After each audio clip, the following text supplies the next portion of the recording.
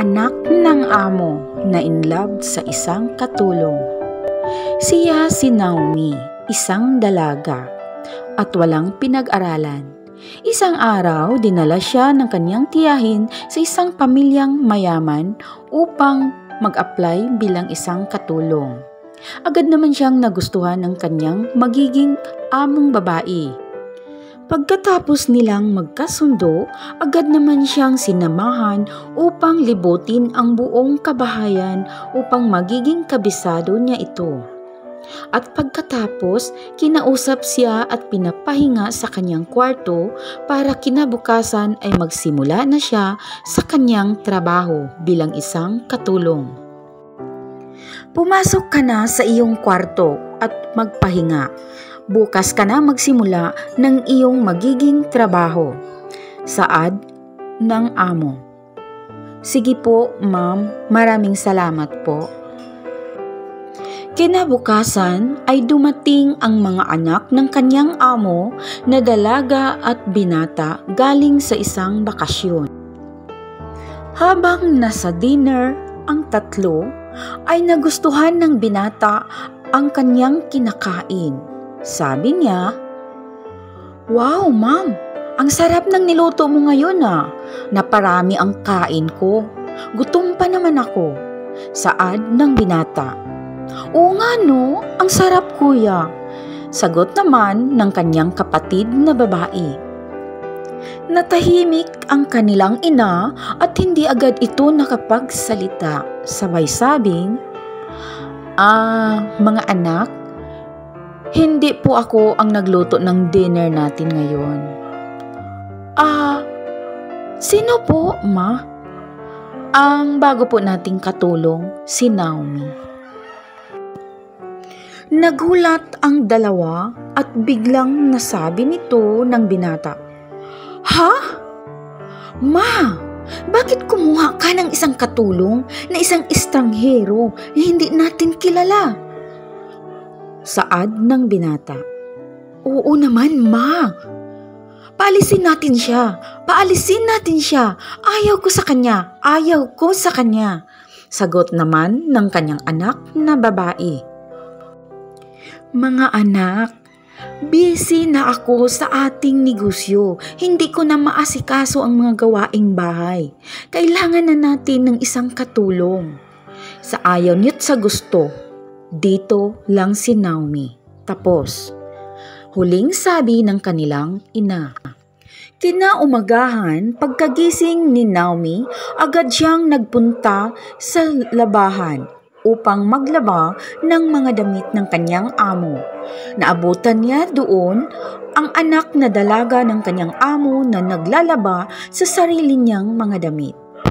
Nagulat siya nito. Good morning po, ma'am. Ako na po ang maglalaba niyan. Trabaho ko po kasi yan eh." "Sino ka? Sino ka ba sa akala mo? Isa ka lang naman estranghero dito sa pamamahay namin at ayaw ko sa'yo. Umalis ka dito sa bahay namin. Alis!" Nagulat si Naomi sa itinuran ng anak ng kanyang amo. Hindi agad siya nakapagsalita at bigla na lang tumulo ang kanyang mga luha. "Nakakaintindi ka ba?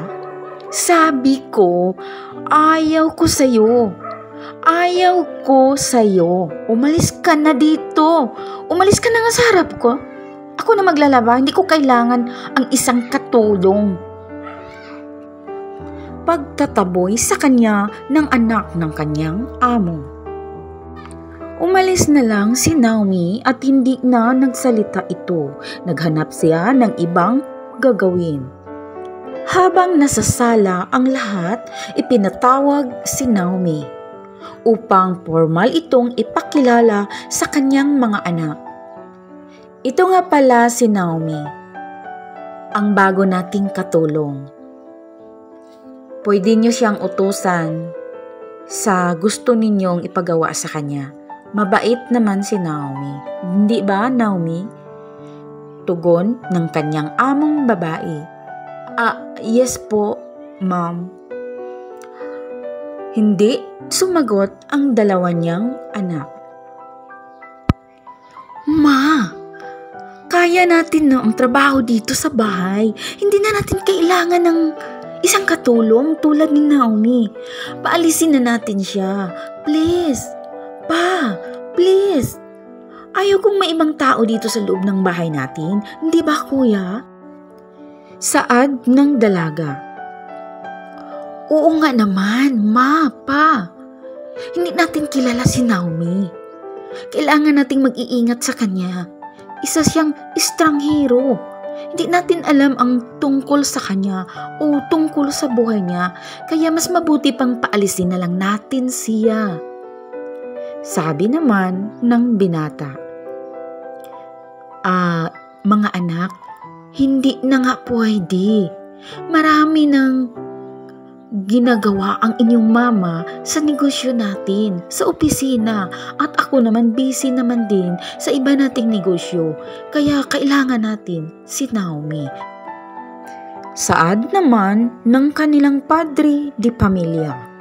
Walang magawa ang magkapatid kundi ang manahimik na lamang kahit labag sa kanilang kalooban ang mananatili si Naomi sa kanilang bahay.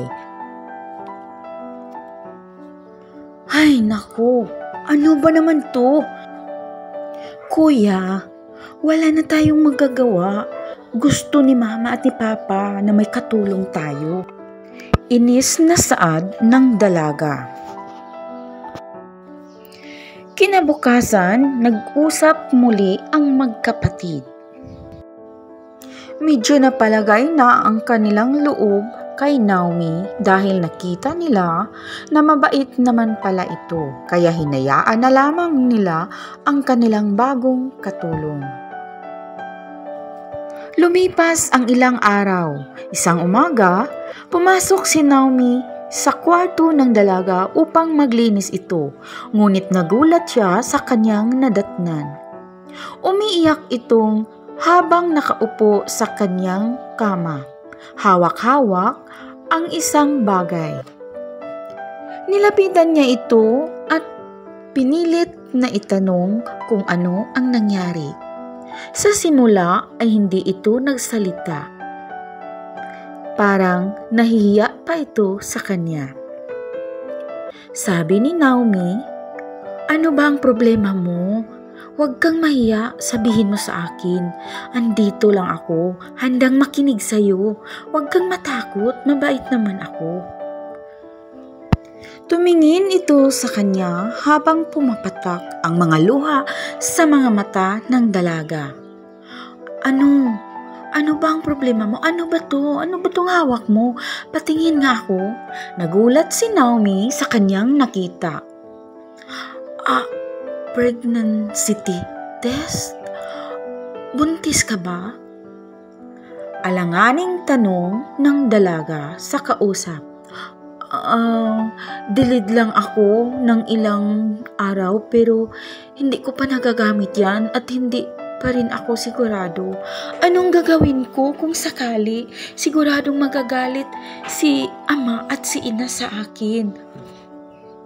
Pinayuhan ni Naomi ang dalaga sa mga pwedeng gawin kung sakali ay mangyari ang kanyang kinatatakutan.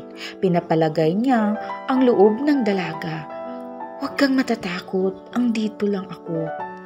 At saka, hindi ka pa naman siguradong buntis ka. Ipagdasal na lang natin na hindi ka buntis at talagang delayed ka lang, okay? Sabi ni Naomi. Maraming salamat, Naomi. At saka, ma'am, kung sakaling buntis po kayo, hindi naman siguro magagalit ang ama at ina ninyo. Maiintindihan nila yun. Pagkaalis ni Naomi, ay naisip ng dalaga na talagang mabait si Naomi. At laking pasasalamat niya dito at nagkaroon siya ng isang kaibigan. Nakita ng binata si Naomi na nagbabasa ng libro sa labas ng kanilang bahay. Tinitingnan niya ito at hindi niya maintindihan ang kanyang nararamdaman. Nilapitan niya ito at inaya niya ng isang dinner date. Nagulat si Naomi. Hindi alam ng dalaga kung ano ang kanyang isasagot sa anak ng kanyang amo. Hindi kita pinipilit, pero bawal din ang tumanggi, okay? Ang huling sabi ng binata bago ito umalis. Papayag kaya si Naomi sa dinner date na alok ng anak ng kanyang amo? Mga ka-lovely, hintayin ang susunod na kabanata sa kwentong ito na magpapaantig sa inyong mga puso. At huwag kalimutan mag-like, share, comment sa ating video. At kung bago ka pa lang sa channel na ito, huwag kalimutan mag-subscribe at pakiclick ng bell para ma-notify kayo sa mga bago nating upload. At sa mga gustong magpa-shoutout, mag-iwan lamang kayo ng comment sa comment section. Maraming salamat sa inyong suporta at pakikinig. Hanggang sa muli, ito ang inyong Ate Lovely. God bless and more power.